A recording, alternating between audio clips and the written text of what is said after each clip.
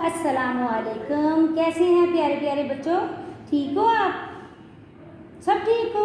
वाह भाई वाह। चलिए फिर हम बिस्मिल्लाहिर्रहमानिर्रहीम अल्लाह के नाम से शुरू करते हैं अपने सबक को। जी हाँ प्यारे बच्चों, बे की आवाज़ क्या सिखाई थी आपको मैंने? बा से शुरू होने वाली तस्वीर के गिर्द दायरा लगाएं और रंग भरें। आपको इन तस्वीरों में से कौन सी तस्वीर ज़्यादा पसंद है? बादल, बिल्ली, तितली, बतख, पतंग या बंदर? आपने बे से शुरू होने वाले तस्वीर में रंग भरना है। बे से बिल्ली, बे बतख, बे से बंदर, बे से बादल। आज बादल कैसे हैं? बारिश वाले बादल है ना? वाह भाई वाह, आपको तो पता चल गया। बादल का रंग कैसा होता है? बादल का रंग कैसा होता है?